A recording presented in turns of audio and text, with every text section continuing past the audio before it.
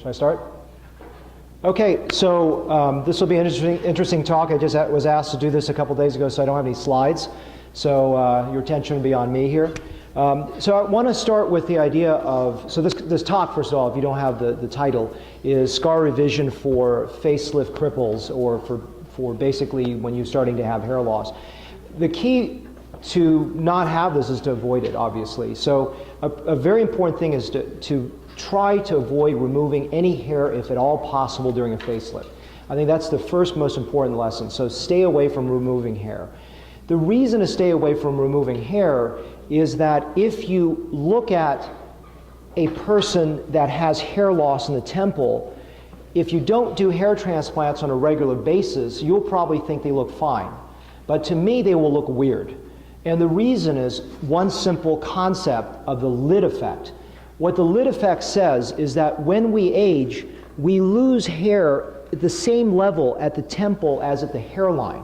So when you pull hair back here, even by a couple centimeters, or even by a centimeter, your brain may not see it's unnatural, but mine will, and it'll bother me. And so you may not have the eyes to understand when something looks unnatural. In fact, my first couple years doing this, I work with a lady who's doing it 10 years longer than I have. I've done it for 13, she's done it for 23. And that first 2 years, I couldn't see when she said something looked unnatural. And I can guarantee you can't either.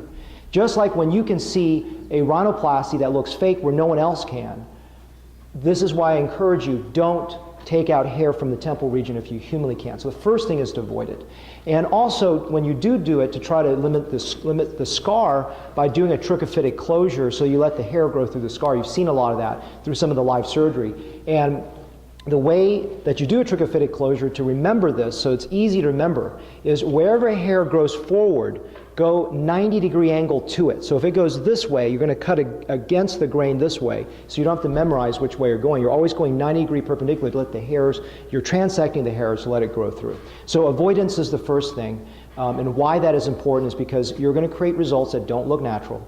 And also the other reason is that you lose the frame to the face. So we all talk about beauty here, and we make a really beautiful neck, but when you lose the temple frame, they don't look young, they don't look attractive, because aging is about loss here. So avoid losing hair is the first lesson. Second lesson is to talk about how do you do it if you're going to do this. So here is a pearl. Temple transplants are the hardest thing you can do. And when a lot of people look at this as like, oh, it's a scar, I just stick some hair in there. And then you create a really ugly result, and again, you may not have the eyes to see it's ugly because you don't do hair transplant. So what may be acceptable to you would be unacceptable to me. In fact, when I run my course, I've run it for 6 years in St. Louis, I say the one area that you should not do hair transplants into for the first 5 years of your practice is the temple. So why is that? Because two reasons. The temples are hard to get the right angles to look natural, and they're also equally hard for an unskilled team to place into. It's the hardest area to place, and it's the hardest area to make sites. Why? Because the angles go all over the place, and they have to be extremely flat.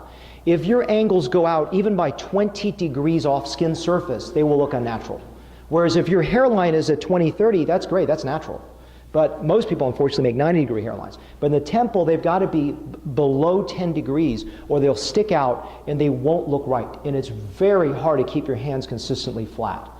So, and then when your team is placing into them, it's very hard to place into. So if you have hairs that are traumatized during insertion, they will be kinky, they won't grow out well, the growth will be poor, and they can't even get it in there.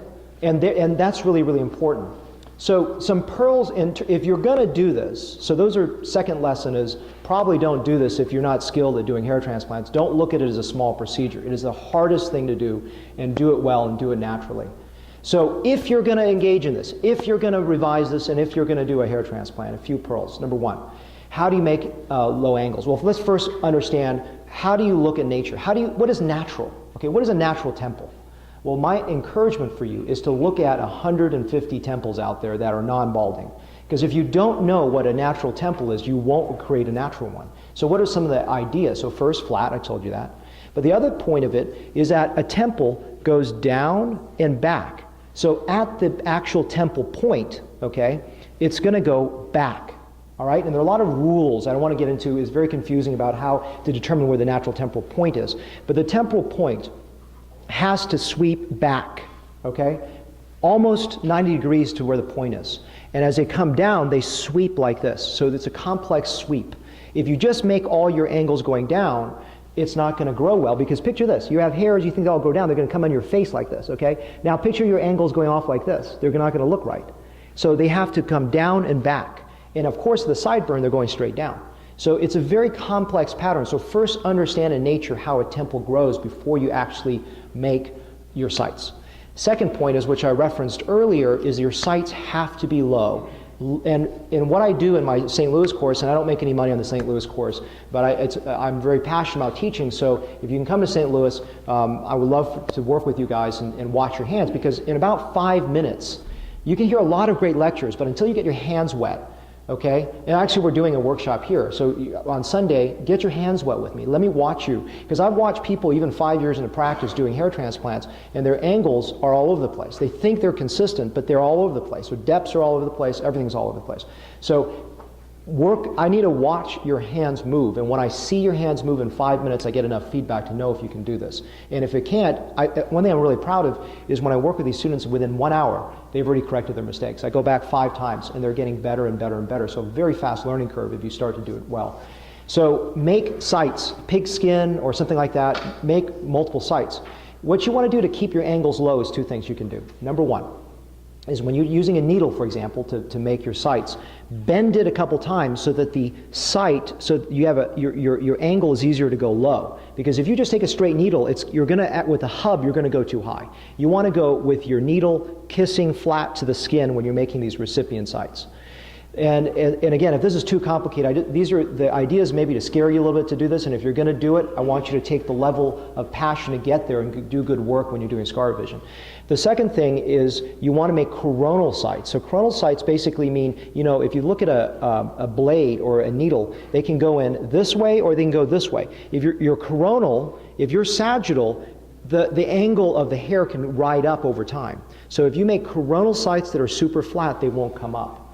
Another pearl is to make your sights deeper than you would here, because they're harder to place. And the skin moves, so they're going to retract. So always hold counter traction as you're making your recipient sight. And as you're going in with the angle, flat as I said, and coronal, but when you measure the depth of your graft, your hair graft, make it about 2 to 3 millimeters longer than your graft, so that you can get in there. And if that doesn't make sense, I will show you that in the lab of what I'm talking about, how to make your needles fit your grafts, but you want to go a little longer than your graft, okay?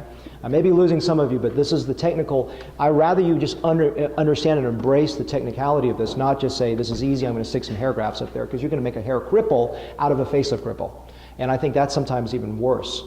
So make them deeper and make them consistent, and you've got to have experienced staff. It is very hard to place into temples. And unlike a rhinoplasty, if you have a poor assistant, well, maybe she could overtap the bone. But if you have a poor assistant in rhinoplasty, you're still going to have a really good outcome. If you have a poor assistant in hair, it's going to be a disaster. Why is that? Several reasons. If they traumatize a graft during insertion, you're not going to grow. You could have a cobblestone appearance. The grafts may have pitting, may look pinched, or they may look like a plug because you made it too large a graft into too small a site.